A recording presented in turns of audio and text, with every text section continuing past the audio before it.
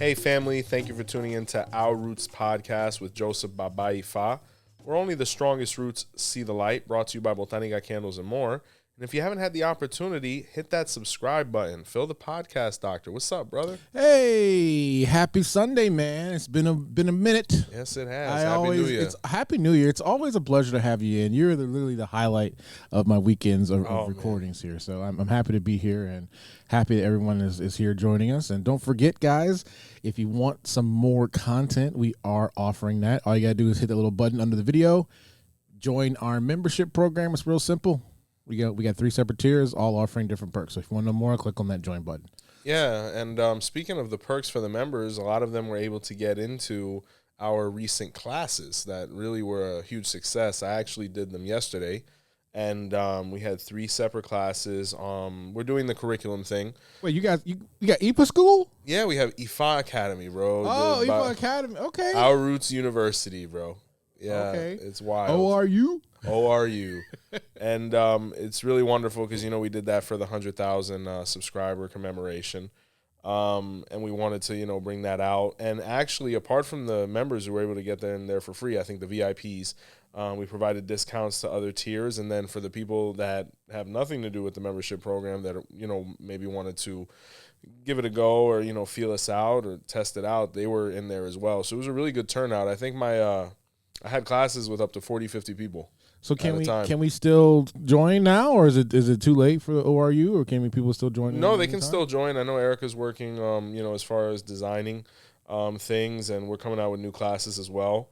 And the 4 weeks that we're going over right now, the first week is songs, right? So we did that one yesterday. So you sang some songs? Straight up. Man, that's worth the price of admission alone. Oh man, you're too much. And but it was really great outcome in that one. It was a really exciting class. And then next week we have herbs. After that week is going to be Adimus, which is Orisha offerings that don't involve animal sacrifice. And the 4th one is going to be Yoruba vocabulary for Ifa and Orisha practice. So, you know what's crazy? When you speak about Yoruba vocabulary, the apps that I use to cut the clips, right? They're smart. They're smart apps. So I've given them so much content. They understand what you're saying to them. Oh, you're a consultant at this point. When you're speaking in, because sometimes you're discussing a pataki or an Odu or something, and you speak Yoruba. So an average person wouldn't understand what a rumula is or, what a pataki is, but it knows how to spell it correctly. I'm like, look, I don't even have to do it anymore. Yeah, right. We don't have to autocorrect. And your accent is pretty wonderful after doing this for over a year with us. Dude, this is year 3. Yeah. It's, I tell you, man, you get lost. It's video after video, client after client, course after course. But very excited about the courses, guys. Definitely inquire. The links will be present as well. And, we can't wait to see you in there. And we're going to have options for everybody, whether it's somebody that's just learning about Ifa or, Oriates or 𝗿𝗶𝗸𝗍 who are really trying to refine themselves with their license. So, very positive outcome. So we were excited about that. All right. So what are we talking about today? Today we are finally going to do a podcast on Egungun. So I was speaking to the wife the other day, and we were brainstorming. She comes up with a bunch of great ideas for the show, and she's like, yo, we haven't done a podcast on Egungun. I said, we haven't, and we actually haven't. So probably one of the most important deities trending right now because it's one of the preliminary ones. So what we're going to do is we're going to delve into all that has to do with Egungun. And the first thing we'll delve into is the name, right? So usually what you'll hear is Eggun, which is a shortened version of the word Egungun. And when you translate it, it literally means bone. Now, why would they give it that name?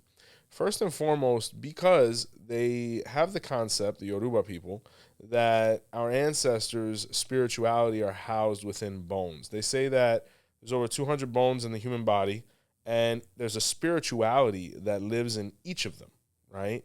And the Yoruba people had this concept thousands and thousands of years ago. So they say that our ancestry lives there. And for those who, have a medical education, probably much more in depth than mine, DNA is housed within, osteocells and, bone marrow and all these different things. So somehow they knew this with their spiritual science. So they said that this was the link between us and our ancestors going all the way back to the dawn of creation. So when we look at an Odu of Ifa, it's actually meant to replicate a double helix of DNA, right? Or an actual skeletal system. If you look at it and you look at the way the lines kind of line up over each other, it's meant to recreate a body. So most people wouldn't be able to look and kind of realize that, but that's one of the artistic expressions within an actual combination of Ifa. So when we look at the item of the bones, why is it so prevalent or so prominent and important? Is because in Yoruba land, specifically Nigeria, people actually own the land that they live on. They're not being taxed for it. It's theirs for generations, centuries, maybe even thousands of years. You've had people living on the same parcel. So what occurs is when somebody transitions, obviously after funeral rites and all of the formalities and ceremony that goes into that, they are buried in the backyard.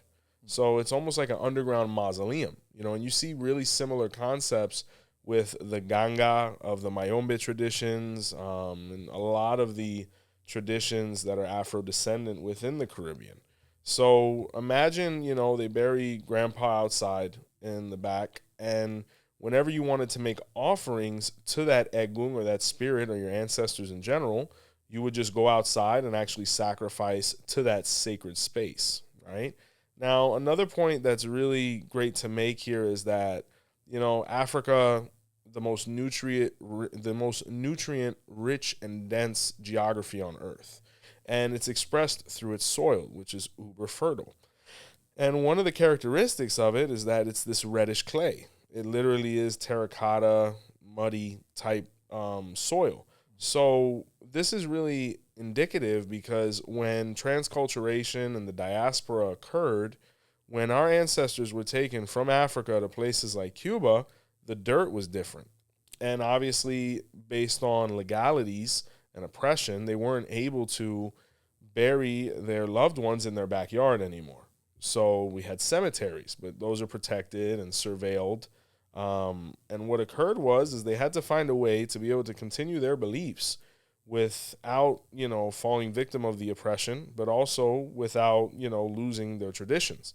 And what they did is they took the actual dirt, right, or concept of terracotta, and one of the most prominent things or prevalent things that they could find was a tile, right, which is the famous Teja de Eggun.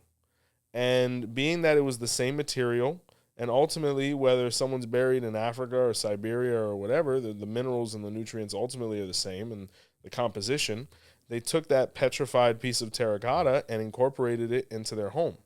So when someone would have rather, in Africa, gone to their backyard and fed the remains of their ancestors, or, actually fed their Egungun icon, which unfortunately wasn't able to make it over either in its most rustic form with, the sticks of 𝗿𝗏𝗏 and the feathers that go along with it, they were able to now incorporate this because technically to feed Egungun, all you have to do is let the blood fall on the ground or the dirt. Now, there's a big difference between, feeding Egungun with the blood hitting the ground and actually feeding the deity that is 𝗃𝗀𝗃𝗏𝗃, which is Mother Earth. Obviously, they're intertwined because our ancestors live within 𝗃𝗀𝗃𝗏, but it really comes down to the moment of invocation, who's actually receiving that sacrifice. So they are not the same thing. Just like feeding the earth and feeding 𝗃𝗏𝗃𝗏 are not the same thing, but obviously it's easy to see why it gets convoluted, right?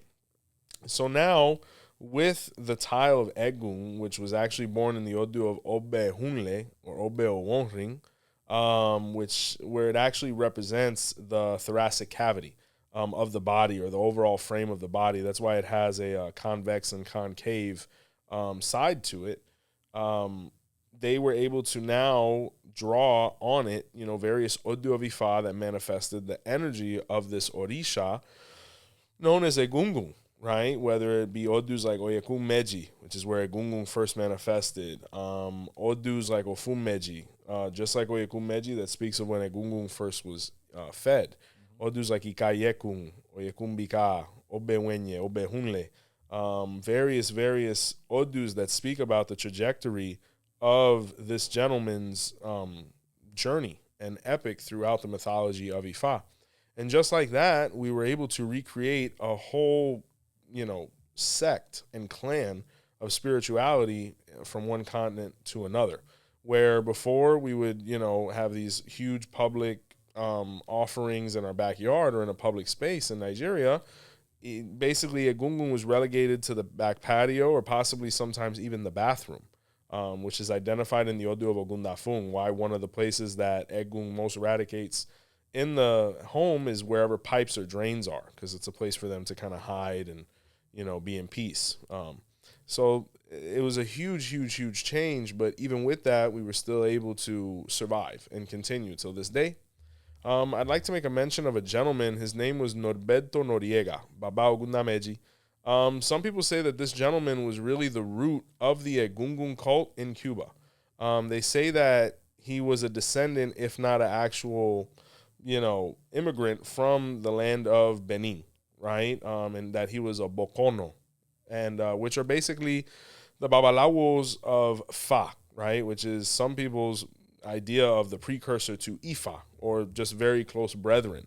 And when this person came over, they say that he actually established and reestablished a lot of the icons that went into the Egungun altar, cult, etc. So, it's worthy mention of that gentleman, because if it wasn't for him being able to have the knowledge and maintain all of the traditions and bring things over, we might not have had an ancestry cult at all within Afro-Cuban Lukumi practice. So, ibae to him. But things definitely changed, where in Africa or Nigeria, Egungun was seen as a complete Orisha that was composed of all the deceased people ever, or all of the spirituality that takes us back to our ancestral roots of Odu.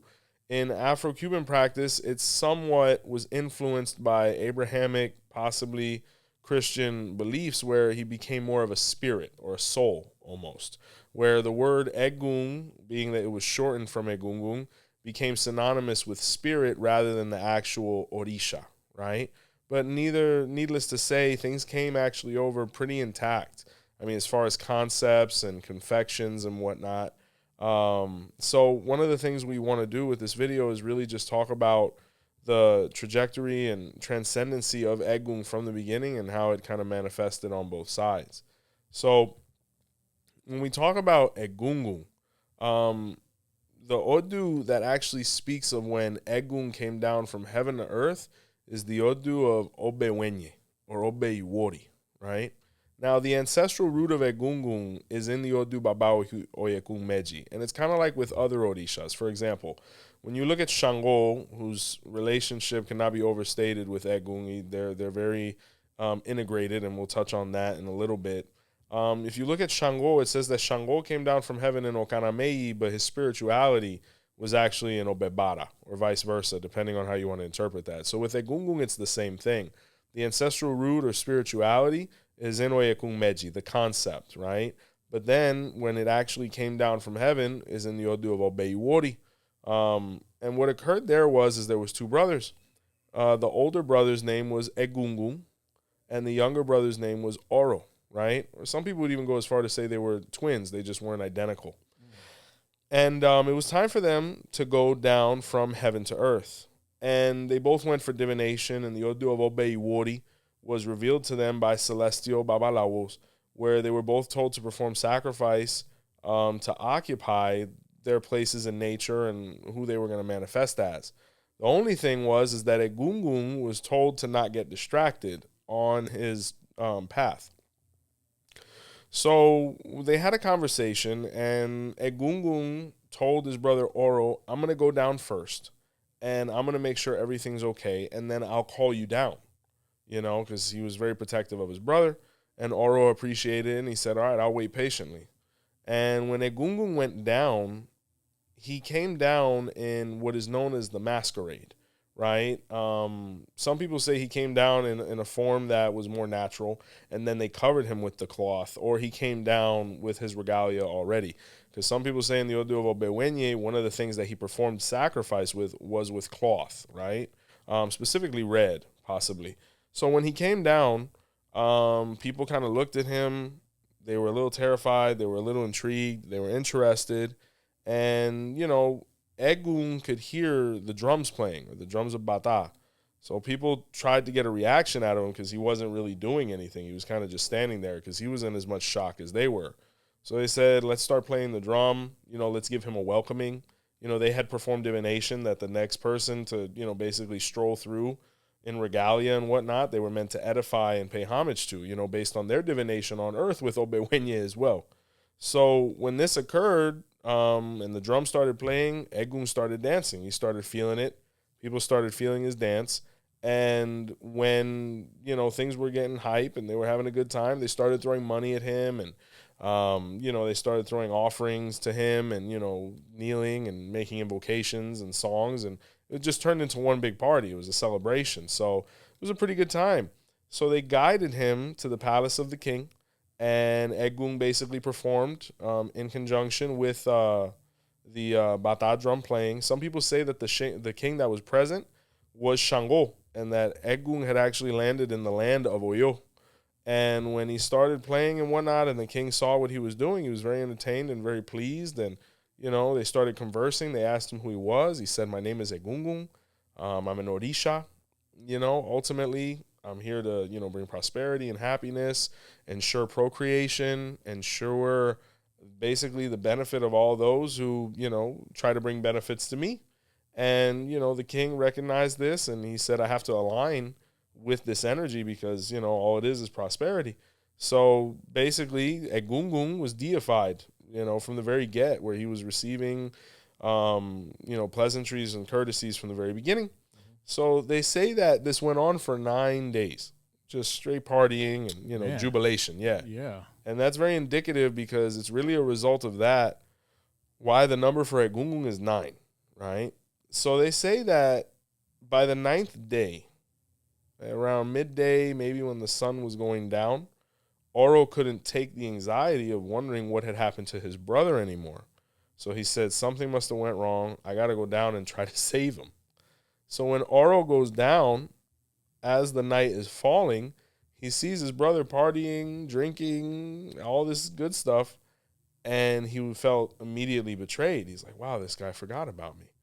And Oro confronted Egungun, and Egungun said, no, I was going to go get you after the day. And he was like, sure you were. And Oro lost it, and he flipped out, and he tried to attack his brother. Oh, no. He tried to attack the women, the children, and they all scattered. And Egungun went running into a house and didn't come out for 9 days after that. And the only people that were able to stay were the king and the men. And they started conversing with Oro to try to placate his anger. And the king Chango was like, what's occurred here? He said, well, my brother, he betrayed me, all these different things. I have qualities that are beneficial as well. I'm ferocious. I'm this. I also have to do with ensuring procreation as well for all of my sons. I don't want to interact with anyone that isn't a man that is dedicated to me as a son. And Chango and all the gentlemen, they swore a pact with Oro. And because of it, they were the only ones that were able to interact with him. And the women and children and Egungun stayed inside for 9 days. And after that, Oro went through his process, and he retired to the jungle, where his name became 𝗿𝗶𝗸𝗍𝗍, which means the noise that lives within the house of the herbs or the jungle. And what's the name again? Oro what? 𝗿𝗶𝗸𝗍𝗍. Okay. Right? 𝗿𝗶𝗸𝗍𝗍, which means Oro house herbs, right? So he lives in the jungle because he was too ferocious. They're like, we love you, we respect you, but we can't have you here neither, because if Egungun's going to be here, you can't be around him. And Oro pledged that if he ever saw his brother again, he'd kill him. It was very toxic. But they were able to find a balance where now after those 9 days, everything kind of came back to peace, and they would interact with them individually, where they would never brought around each other ever again. And who would kind of mediate that is Chango.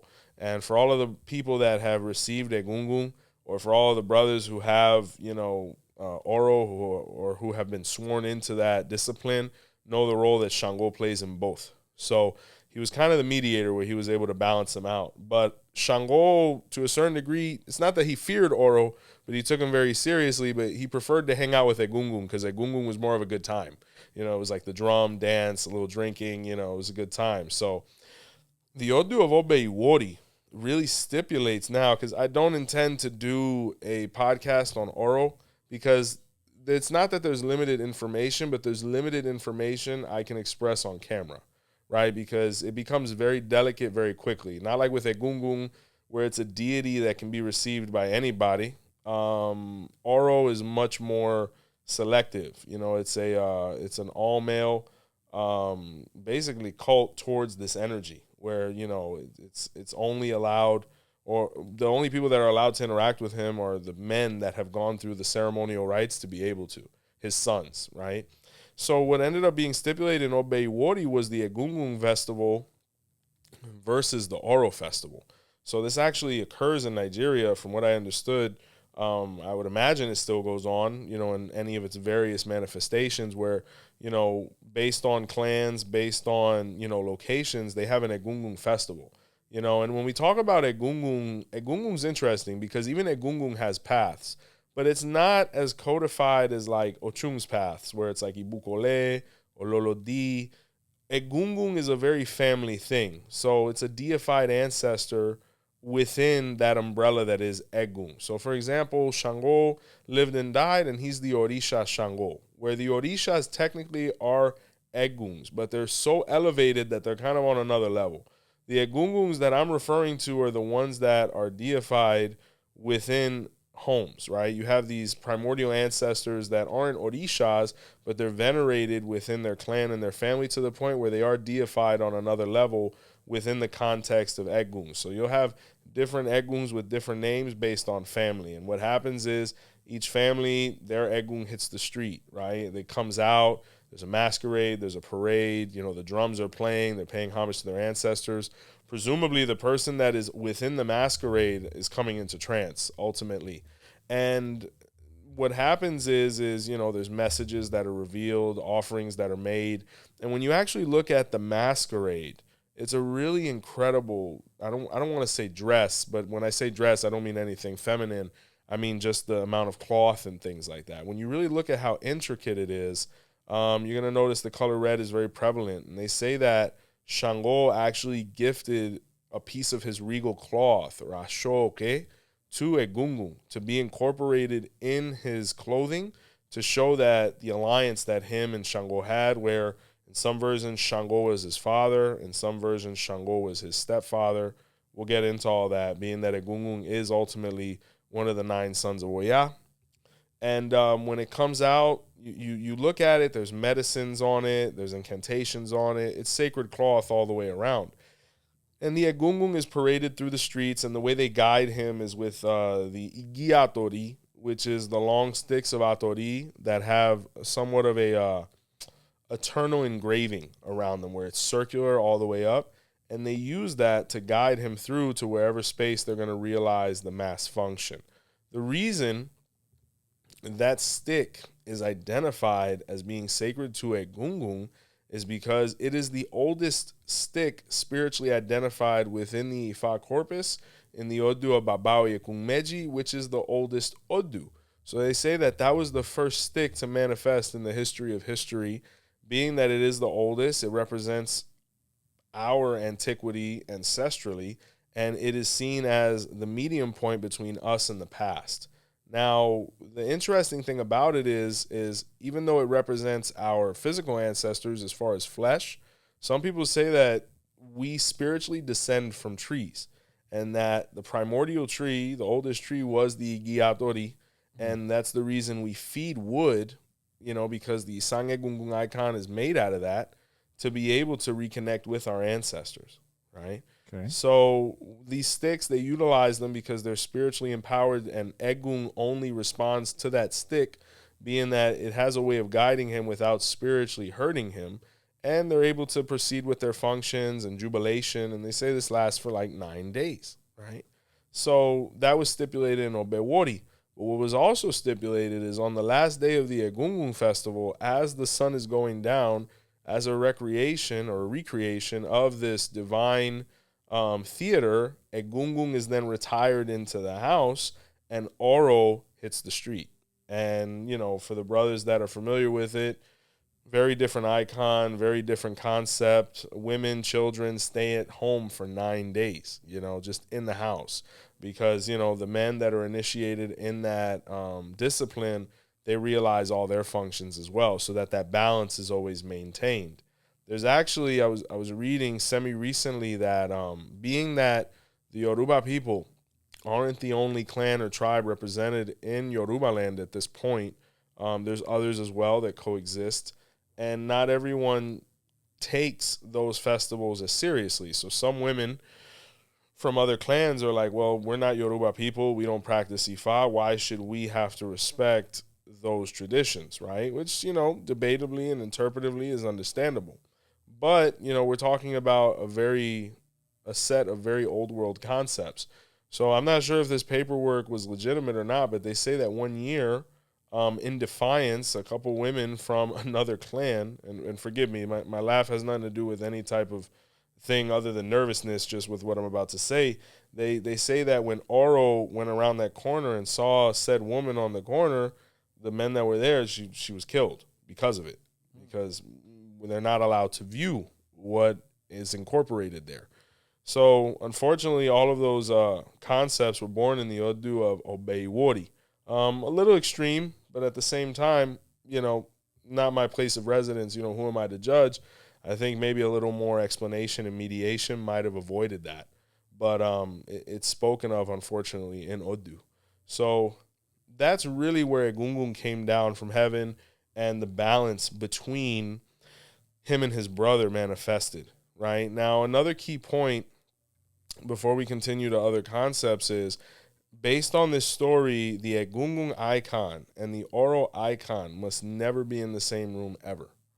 And most importantly, anyone who is not initiated in Orisha Oro should ever be in front of him ever, because he made it very clear the only people he trusted were the ones who solidified the pact, his sons, and he ensures their procreation and whatnot. So talk about a family feud. Jeez. Yeah, it's very heavy from the very beginning. I've noticed though in Ifa there's a lot of sibling rivalries and family quarrels and all that. It's kind of like Greek mythology. You got to imagine, if you're around somebody long enough, you're going to have problems with them. Not because you're enemies, but imagine okay, it's Christmas. I remember when I was younger, Christmas. Okay, we're going to New York, right? My aunt lived in the projects. There was 30 of us in an apartment. At the end of the day, we were there for a week. By the end of the week, everybody was fighting. No one got along. And, throughout the year, it smoothed over, and then we'd repeat all over again. You know what I'm saying? So it's the same thing with mythological family. Is you're going to get overstimulated, or somebody's going to do something that makes you uncomfortable, and then, it might pop off. So that's exactly what happened with them. But Egungun messed up there.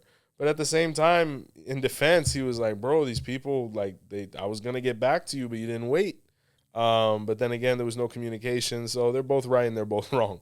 And they both ended up having their space. But because of it, Oro became very, very ferocious. It's a very ferocious deity. And in my humble opinion, right after Eshu, the most dangerous deity is Oro. Believe it or not, along with Orunmila, Baba is up there, Oshun is up there, in my opinion. Just really, really ferocious. But he's definitely top 2 or top 3. Because he represents the darkness, I don't think I've heard of Oro. Yeah, he's not one that I talk about too much on the channel, simply because there's really not much space to speak about it. Before we actually started the podcast, I did a brief episode on Oro, the little bit I could talk about, and it was getting kind of close to I can't go any further than that, and I didn't want people to feel feel left wanting more, because that's usually what happens with him. But for the brothers that do have Oro and are interested in learning more about him, he's one of my niches, as I like to say. It was one of the ceremonies I really delved into and enjoy recreating. So anybody that wants to really polish their skills with Oro and sees us as a resource, you're more than welcome to reach out after credentials are checked and whatnot. We can do a coaching, no problem. So for all of those men out there. Okay. But anyway, back to the stick concept. It's really great to look at, because when you look at Oyekun Meji and the birth of Egungun within the spirituality of the 𝗀𝗶𝗍𝗁, there's a really interesting thing that happened. So a lot of people ask me, well, Baba, do I need Isang Egungun if I have the Bastón de Muerto, or the Bastón de Eggun? So when you look at the Bastón de Eggun, or the staff of Eggun that really manifested in Cuba and the Caribbean, etc., And you can see expressions of this in Haiti, where you have some of the best woodworkers I've ever seen or heard of. You can see that the majority of them are a staff with a head engraved on top. And even more usually, you'll see a snake engraved kind of encircling and encompassing the staff all the way to the base of the neck of the head above. Now, where did this come from?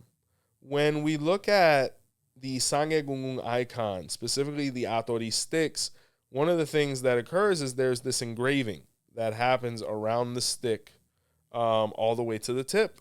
So the concept is somewhat similar, like this cylindrical, everlasting loop. And what occurred is this engraving actually represents a very important animal within the mythology of Ifa, that is the python, right, or the snake. And the snake is seen as eternal. It's seen as everlasting. Like, I watched the movie Mowgli with my daughter. She loves it. Yeah. She can't get enough of it. But one of the very key animals in there is 𝗀, which is the, I don't know if it's an anaconda or a python based on the way they depicted it. But as I'm watching it, I'm looking at it, I'm like, oh my gosh, this is like real information, based on nature and spirituality, where throughout the movie, you kind of see how the other animals are in awe of 𝗀. Like, she can tell the past, present, and future. Shere Khan wants nothing to do with her, because no matter what, if you fight with a python, you're going to lose, because you could kill it, but based on the nerves, it'll keep constricting, for even after death. So either way, if it gets its hands on you, you're dead. So none of the animals really would touch her, and she was kind of an overseer of what was occurring. But those are the same concepts that the Yoruba people have, where the snake is seen as eternal. The snake can be found in my Odu of 𝗃𝗶𝗱𝗁, where it was the defender of the sacred palm tree or the sacred oil palm. Then you have Odus like Baba Ifa, where the snake actually had all of the secrets of medicine and actually first manifested the staff of medicine, which is the staff of Hermes. That concept was in Africa far before Greece. That's my logo. Well, there you go. Yeah, I think we spoke about that briefly. Yeah. So even back then, snake was used as a medicine for health. The skins, the meat, all of those things, So when we look at the snake also having connotations that link with Oshumare, or the rainbow, it's seen as, once again, an emblem of eternity or longevity and everlasting life, because it's seen that the rainbow is nothing more of a snake, or nothing more than a snake that, manifests here just like it does in the other world, or the world of the ancestors. So what our ancestors did is they engraved this circular, diagram on the sticks to represent the snake being our primordial ancestor. So being that we didn't have those sticks in Cuba, what they did is you get this random piece of wood, whichever one spiritually resonated with the person, whether it was ceiba, cedro, guayacán, whatever it may be. And to recreate that is where the snake emblem comes from. So it represents eternity, the ancestors, and whatnot. And that's why, even though someone has that, they still need their Egungun icon. And that's why when I provide Egungun, even though I do it in a purely 𝗃𝗶𝗱𝗏 fashion, I still allow all of the Lukumi Afro-Cuban implements to go through the ceremony with the 𝗃𝗶𝗏 icons. Because what I've never wanted for any of my clients, which I've seen so many times, is, oh, wow, you have Egungun, but you don't have the tile, right? Like, a Lukumi priest might say that to somebody. Or an 𝗃𝗶𝗏 priest might be like, hey, you got, your baton de Eggun and all those things, but you don't have Isang Egungun. So what I made sure from the very beginning I did was giving my clients the best value and give them everything all the way around. So if anyone's nosy enough and fresh enough to make a comment, you're not missing anything. So really key there to understand where we come from and why certain things manifested. And when you talk about, once again, the concept of wood, that can be found in the Odu of Obeyono. Because a lot of people have asked me, because, in the Lukumi practice, we're very mineral-centric. What do we always say? If there's no rock, there's no Orisha, right? All the way back to the beginning with Elegua, with the nice rock on the head. And what happened is in the Odu of Obeogunda, or Obeyono, was where Chango, and he's a big guy when it comes to Egungun, Chango was married to Oya, who ironically is Egungun's mother. And she was the queen, and they lived in the land of Oyo, and They were the royal family, and everything was lovely. They had a son.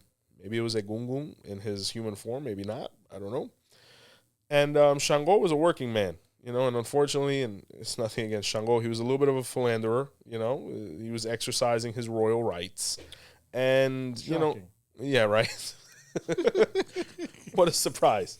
And shout out to all the Changos out there, man. We love you guys. And, you know, 𝗀𝗏 was becoming a little impatient with him because she wasn't too worried about the concubines and things like that, but he wasn't even having time for her between work, drummings, and all the other pleasures he chose to exercise. So she decided to have an affair, right? And she was going to have an affair with the most convenient person, who was her male servant or her butler. And, you know, it carried on for some time. No one knew anything. And it got to the point where the butler was like, can we stop this and like go start a life somewhere else and, you know, do things the right way? I mean, I know the king isn't perfect, but I don't feel comfortable being in the same house of the man I'm perpetrating against. So, you know, maybe it's time for us to leave and do our own thing so we're not, you know, being any more disrespectful. And 𝗀𝗏 was like, I'll never be able to escape him. He'll hunt me down as long as I'm alive.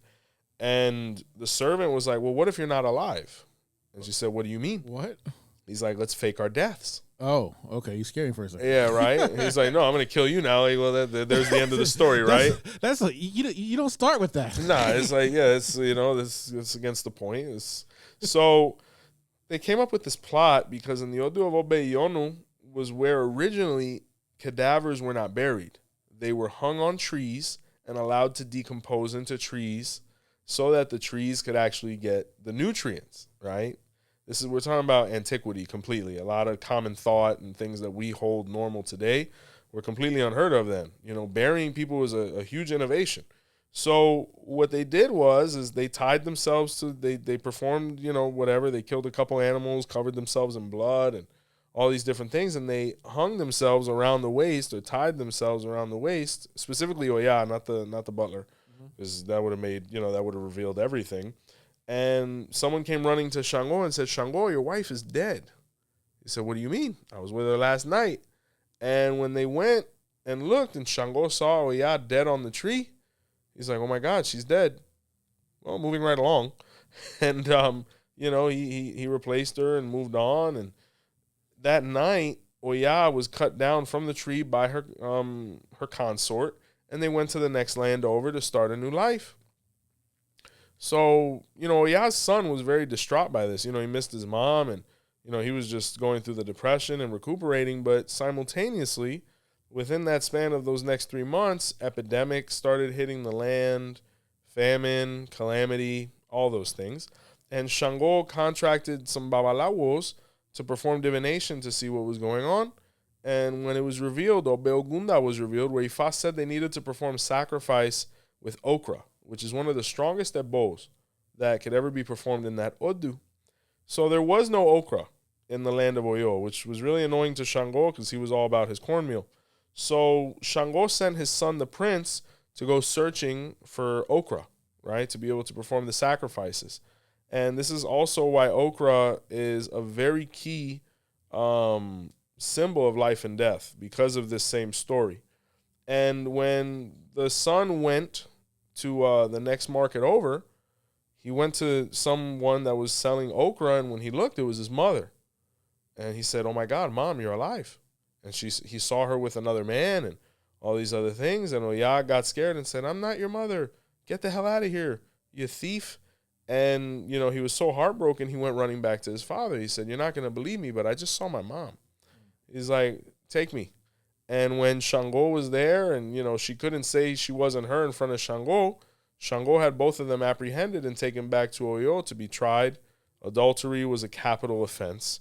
And he actually had them open a hole and throw both of them in there, and he buried them alive. Oh, jeez. So when 𝗀𝗏 transitioned and ultimately the partner, obviously the modern process occurred where through decomposition, the trees actually suck up the nutrients through the soil.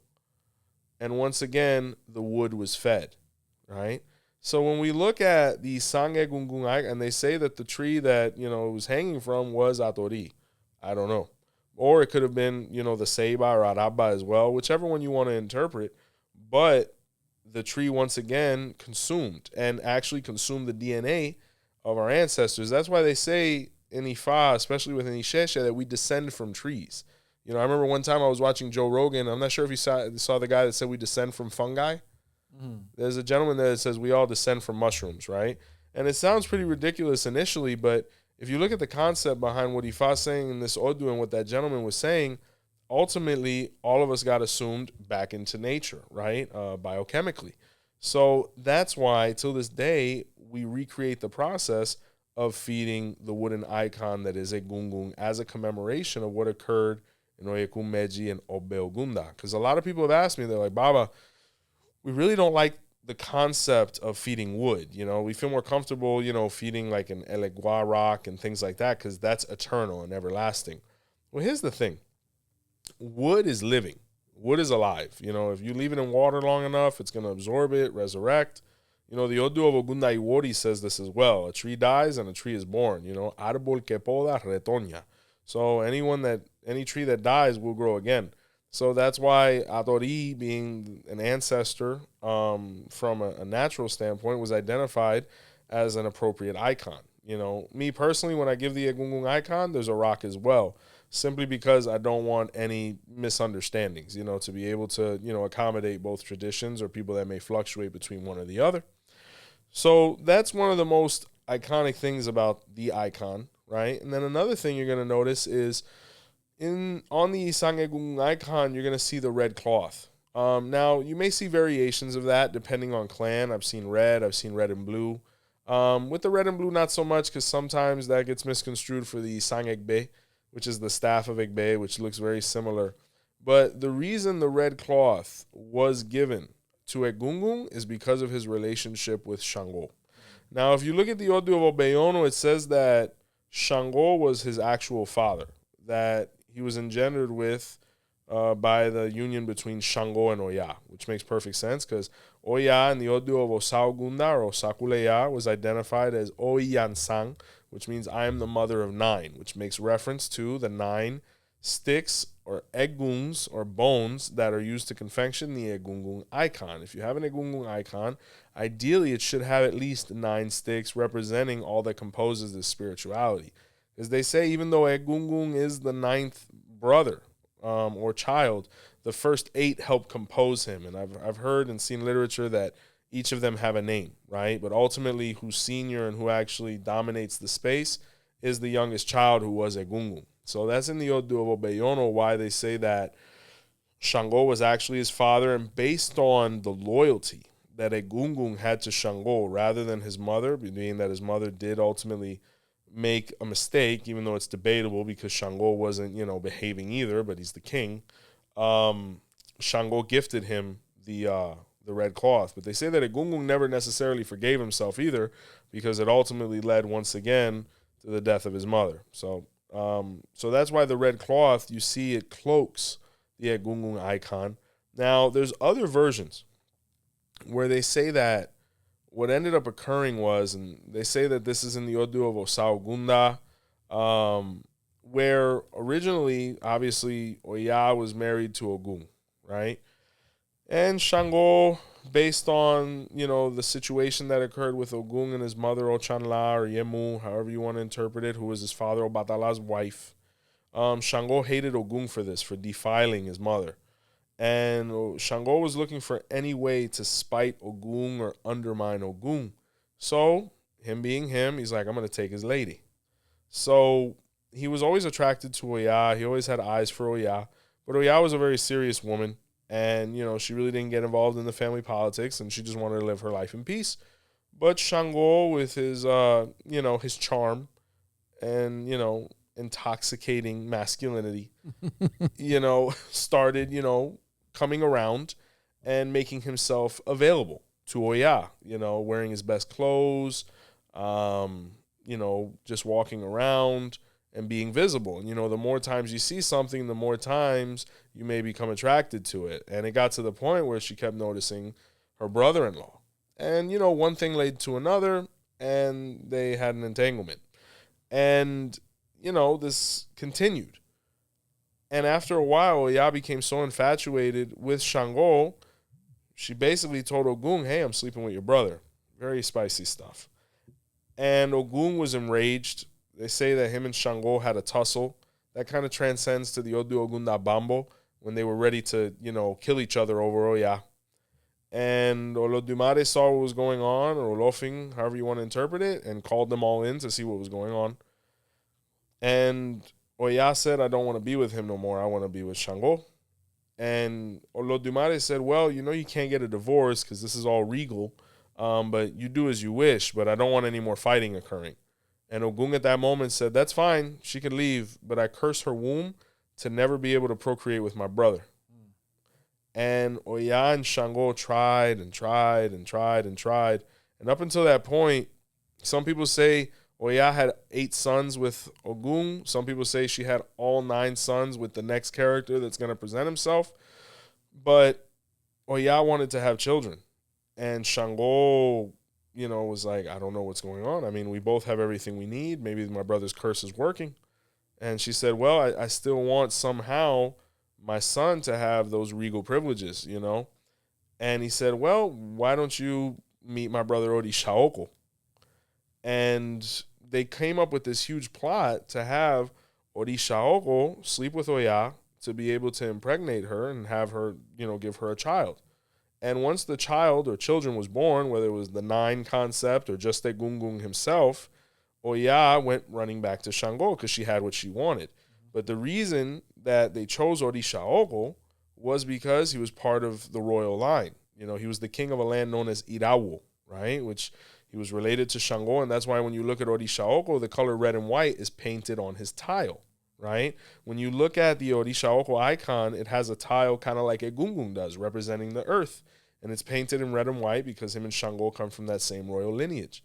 So now that Oya had a child and Chango wanted to stay with, Oya, he immediately assimilated Egungun as his son, where he gifted him the 𝗏𝗏 drums, which are very indicative of Egungun. They say that ultimately 𝗏𝗏 belonged to Chango and he gifted it to his son Egungun, where till this day, technically the 2 Orishas that are most affiliated with that instrument are Chango and Egungun.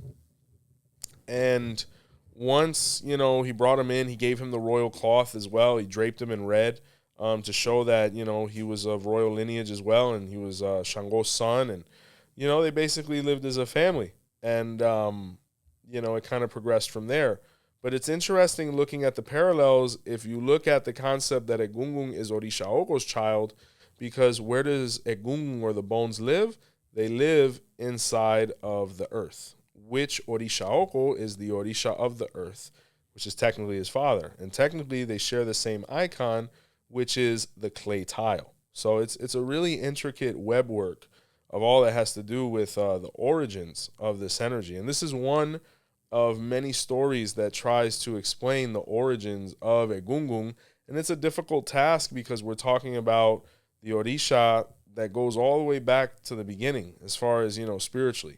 So it's interesting stuff. And I think it's really good, to also bring it full circle with the origin of the tile. We talked about how it was manifested, but you also have, a story in 𝗿𝗶𝗸𝗏𝗏 that explains what occurred there.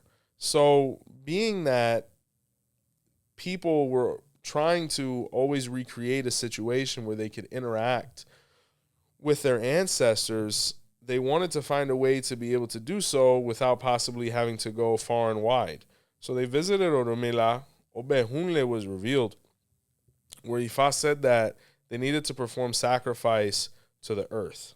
And when they performed sacrifice to the earth and they opened up the hole, they found clay, and it was in the form of a tile almost. There's other versions where they actually buried somebody one time, and after the recommendations of feeding the earth, when they dug the hole, they found the remains and the decomposed material mixed with the clay or the terracotta, and it petrified in a way where they were able to take a piece of it, or a tile, how it looked, and take it with them to be able to attend to it in a more convenient fashion, or to have their loved ones that much closer. So that's where the tile concept comes from. And it also makes sense why Egungun has one and 𝘃𝗶𝗶𝗏 has one, being that there's such there's such a close relationship between those two deities and Mother Earth. So I think we're gonna need a part 2, brother. Bro, for real, we're already almost an hour in, and No it seems way. like you're just scratching the surface on this one. Yeah, this is just the beginning. So I guess we're gonna have an Egungun part 2. That's All right. awesome because we got a bunch. Egungun. Egungun too. Well, it's that time, buddy. All right, my members. That's right. So, folks, if you're just wondering what that music is, it's a special attribution to Joseph. Awesome. Because we all love you here, man. Oh, we love you. And, we all love the members here. Oh, yes. And if you're wondering how to be a member, there's a little button right under this video that you can join our membership program. We have 3 different tiers, all offering 3 different perks. Great perks. So this time I am going to spotlight the brand new members. I love that. Spanking new members here. We appreciate you. So here we go. We got James Otten. He's Awesome. a supporter, brand new, 0 days. Welcome. We got Sanan Denai. Okay. Supporter, brand new, 2 days. Bienvenido. We got Billy Tan, VIP member, 3 days. In the house. We got Christian Mello, VIP member, 4 days. Chris, what's good? We got Vernon Johnson, VIP member, 8 days. Vernon. And rounding out, we got 𝗹𝗶𝗸𝗁, supporter, supporter for 10 days. Sorry. Guys, this is great. More members. The family keeps growing. Get to know us. See all the benefits that you can get from the channel, whether it has to do with the classes, discounts at the store, more interactions with me. Me and Phil were actually just talking about how we can bring our members more exclusive material with some new technology that came out. So I see us incorporating that very soon. So if you want to see a day in the life of 𝗹𝗶𝗸𝗏, specifically this one, get in that membership program. And a couple closing thoughts. BotánicaCandlesandMore.com is up and running for all of your spiritual service and good needs. We ship. Be sure to look at the classes that are going to be coming out, guys. We're going through the curriculum and getting a great response. So if you really want to learn about Ifa and real practical knowledge, the channel's great, but the classes are even better. Definitely catch us on Spotify, podcast apps. The audio cast is still up and going and doing very well. Be sure to like, comment, share, subscribe. A big thank you from all of us here at Our Roots Podcast. And until next time, see the light.